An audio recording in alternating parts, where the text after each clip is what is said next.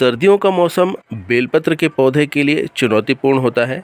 ऐसे में पौधे की सही तरीके से देखभाल कैसे करना है जिससे पौधा हरा भरा बना रहे, आज के टॉपिक में इस पर इन्फॉर्मेशन रहेगी। सो चलिए टॉपिक को स्टार्ट करते हैं। मैं हूं अनूप, आपका होस्ट, और आप देख रहे हैं बगिया की ABC।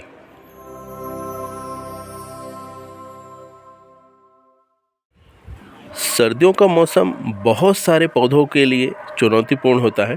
पौधे इस समय सेमी डोरमेंसी और डोरमेंसी में रहते हैं, जिस कारण से पौधे ग्रोथ नहीं करते हैं, इनमें हरियाली कम हो जाती है।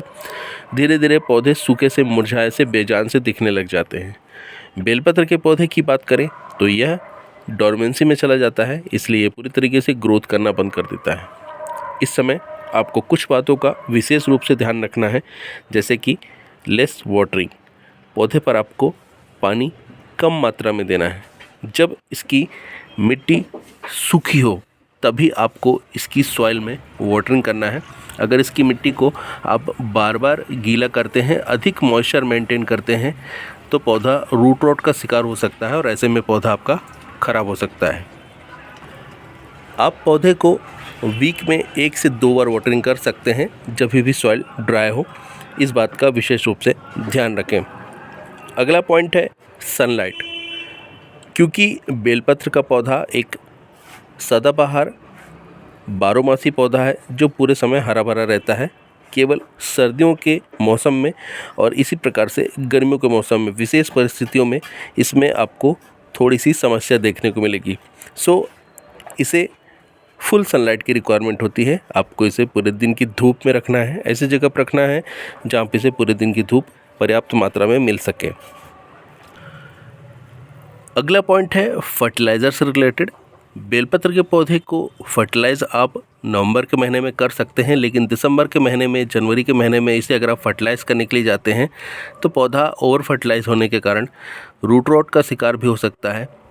इसकी पत्तियां जल सकती हैं, पौधा सूख सकता है, मुरझा सकता है। तो बहुत सारी ऐसी समस्याएं हैं जो पौधे पर आपको देखने को मिल सकती हैं। इसलिए आपको इस समय इसे फर्टिलाइज नहीं करना चाहिए। आप इसे लिक्विड फर्टिलाइज़र नॉर्मल वाटरिंग के साथ में कर सकते हैं। नेक्स्ट पॉइंट है क्लीनिंग से रिलेटेड। आपको इसके लीव्स को क्लीन करना चाहिए। क्लीन करने के लिए आप इसमें धूप जब निकली हो तब आप पानी का इसमें स्प्रे कर सकते हैं या पाइप से इसको नहला सकते हैं। लीव्स क्लीन रहने से धूल हट जाएगी और इससे फोटोसिंथेसिस की प्रक्रिया इस पर चलती रहेगी, तो पौधा आपका जीवित रहेगा। क्योंकि इसमें नई पत्तियों का निर्माण नहीं होता है, इसलिए पुरानी पत्तियों को सुरक्षित रखना बहुत ज़्यादा ज़रूरी है।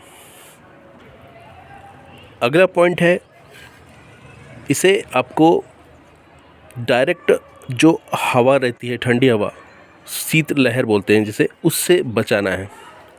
पौधा शीतलहर के प्रति बहुत ज़्यादा संवेदनशील होता है। अगर आप इसे ऐसी जगह पर रखते हैं जहाँ पे इसमें डायरेक्ट ठंडी हवा बहुत ज़्यादा लगती है, तो पौधे में पत्तियाँ आपको बहुत जल्दी ख़राब होती, सूखती हुई दिखेंगी और ऐसे में पौधा बेजान सा हो जाएगा, सूखा सा, मुरझाया सा दिखने लग जाएगा और पौधा आपका डोरमेंसी के अंदर में शॉक में भी जा सकता है। इससे पौधा और भी ज़्यादा ख़राब हो सकता है। अगला पॉइंट है तापमान से संबंधित। जब तापमान 10 डिग्री सेल्सियस से नीचे सर्दियों में चला जाए तब आप पौधे को घर में इंडोर शिफ्ट कर सकते हैं। कहीं पे शेड में आप इसे शिफ्ट कर दीजिए, इससे आपका प्लांट सुरक्षित रहेगा। अत्यधिक कम तापमान होने पे पौधा पूरे तरीके से खराब हो सकता है। इसके साथ में पौधे की आपको समय समय पे देखभाल के लिए इसकी मिट्टी की गुड़ाई करते रहना है, जिससे यहाँ की जो मिट्टी है वो हल्की सी भुरभुरी बनी रहे, इससे जड़ों तक हवा पहुँचती रहे।